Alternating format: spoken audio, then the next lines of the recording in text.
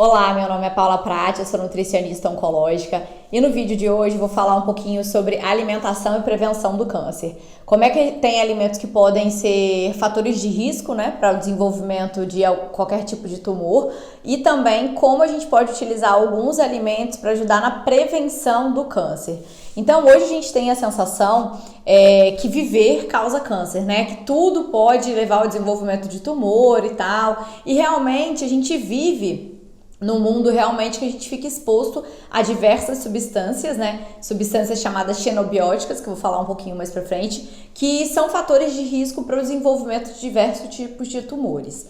Só que a nutrição é belíssima, né? E a gente pode também utilizar vários tipos de alimento para equilibrar ou balancear, né? Ou agir até contra essas substâncias xenobióticas. Então, a regra em relação à prevenção, né? Utilização dos alimentos para prevenção do câncer é utilizar esses alimentos de forma preventiva e reduzir ou minimizar o consumo desses alimentos que podem ser fatores de risco para o desenvolvimento do câncer, né?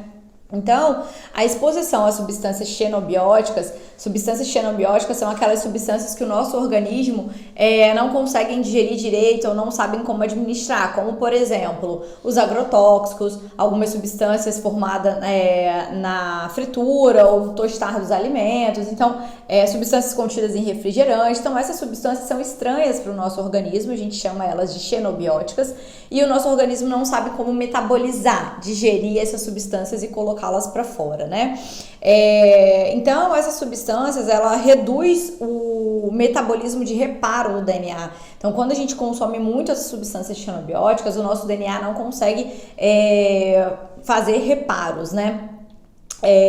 E aí a gente precisa da detoxificação dessas substâncias, né? O que é essa detoxificação? É a biotransformação dessas substâncias pelo organismo em substâncias que a gente consiga eliminar, né? Sem causar danos para o nosso DNA. Então, o processo de detox do nosso organismo, ele tem o objetivo de reduzir o impacto dessas substâncias, dessas toxinas ruins, né, das substâncias xenobióticas para o nosso organismo. E esse processo de detoxificação, ele é feito exclusivamente pelo fígado, né? É o órgão responsável por isso. Só que através da alimentação, a gente pode como se fosse dar uma mãozinha, né, um empurrãozinho para esse processo de detoxificação ser otimizado, né? E aí, isso envolve também a importância de uma microbiota intestinal saudável, né? Para estar ajudando a absorver essas substâncias boas, aí ajudar nessa detoxificação do organismo. E essa detoxificação ocorre principalmente nas substâncias cancerígenas. Então, essas substâncias com potencial cancerígeno, o nosso organismo faz esse processo de detoxificação através do fígado para a gente conseguir eliminar essas substâncias do nosso organismo, né? Então, tem diversas vitaminas e compostos fitoquímicos presentes nos alimentos que ajudam em todo esse processo. Então, os aditivos químicos, né, como agrotóxico, os aditivos colocados em alimentos industrializados, né, cigarro, bebida alcoólica, todas essas substâncias, elas precisam desse processo detox e elas muitas vezes atrapalham essa detoxificação correta, né? E aí a gente vai falar um pouquinho agora sobre os fatores de risco, né?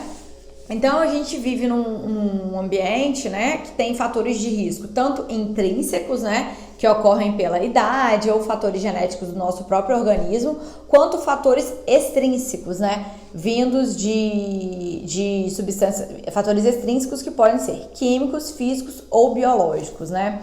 As substâncias químicas, a gente pode falar basicamente dos agrotóxicos e dos aditivos alimentares, né, corantes, conservantes, adoçantes ruins, que ajudam na produção de substâncias cancerígenas. Outras substâncias também que ocorrem devido ao preparo dos alimentos, né, que são as acrilamidas, as aminas heterocíclicas formadas através da carne, né, daquela parte tostadinha da carne. Então, o objetivo é ingerir esses tipos de substâncias de maneira reduzida, né, ou evitar ao máximo. Então, quem puder sempre comprar alimentos orgânicos é melhor. do que alimentos com carga de agrotóxico, ou tentar consumir aqueles alimentos que têm baixa carga de agrotóxico, ou como é que a gente pode fazer também consumindo alimentos da época, né? Então, frutas da época, da estação, elas costumam ter menor quantidade de agrotóxico. Aumentar a ingestão de alimentos antioxidantes, né? Outras coisas que ajudam como fatores de risco para o câncer é a obesidade, o sedentarismo. Então, tudo isso auxilia como fatores extrínsecos e modificáveis para a gente reduzir a incidência do tumor. Então, esses fatores extrínsecos, né, é o câncer relacionado ao estilo de vida. Então, a gente modificar, né, esses estilos de vida, essas questões modificáveis, né, que é alimentação, atividade física, um estilo de vida mais que ajuda na prevenção do câncer. Isso a gente vai estar melhorando muito a proteção contra o câncer, né.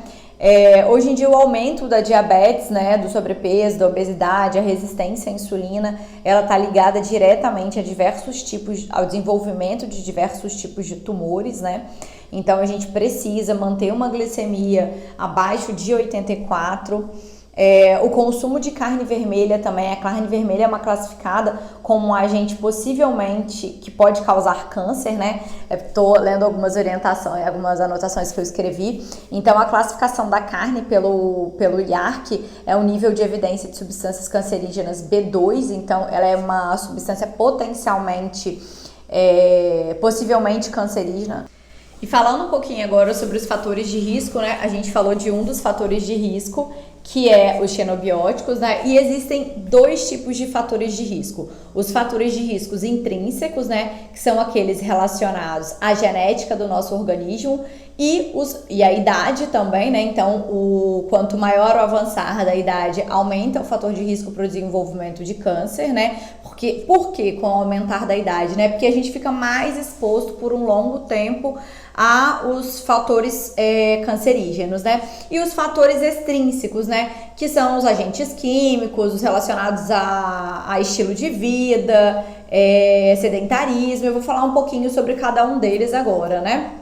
Então, a quantidade dessas substâncias xenobióticas ingeridas, a quantidade de substâncias químicas dos alimentos industrializados envolvidos, então são fatores extrínsecos e modificáveis, a redução na ingestão de nutrientes antioxidantes, né? Que não é interessante, o ideal é que a gente consuma mais alimentos antioxidantes. O excesso de peso está extremamente ligado ao desenvolvimento de tumores, principalmente tumores relacionados a câncer de mama e a câncer de próstata, são bem relacionados ao sobrepeso, como também diversos outros tipos de tumores. O sedentarismo, né, é um outro fator de risco para o desenvolvimento de câncer. Então, esses são os fatores que a gente chama de fatores extrínsecos e modificáveis, que são os estilos de vida. Então, hoje a gente sabe que 5% dos tumores são devido a fatores genéticos, né? E 95% do desenvolvimento desses tumores é causado pelo estilo de vida e alimentação, né? E aí o aumento hoje em dia do diabetes, né, as pessoas têm muito mais diagnóstico de diabetes do que tinha antes, então a resistência à insulina, né, que é uma glicemia mais elevada, então o ideal hoje é que a gente tenha uma glicemia abaixo de 84, como um fator, como redução, minimização de fator de risco para o desenvolvimento de câncer. A carne vermelha em excesso, né, é um alimento potencialmente cancerígeno, principalmente a carne vermelha tostada, né? Então ela tem uma classificação como B2, de ser um alimento possivelmente pode causar câncer ao longo de muitos anos, né? Mas está longe de ser algo bem conclusivo. Por que, né, a carne vermelha? Porque quando a carne vermelha a gente tosta ela, né, ela fica aquela carninha com aquela crosta queimadinha, ela forma uma substância chamada amina heterocíclica, que é uma substância potencialmente cancerígena. Então, por isso que a gente orienta a redução do consumo de carne vermelha para no máximo 2 a 3 vezes na semana, junto com a inclusão de verduras, legumes e vegetais. Então, e uma outra dica para reduzir isso é marinar a carne vermelha em temperos como limão, vinho tinto, botar alecrim, orégano. Tudo isso reduz em até 90% a formação dessas aminas heterocíclicas.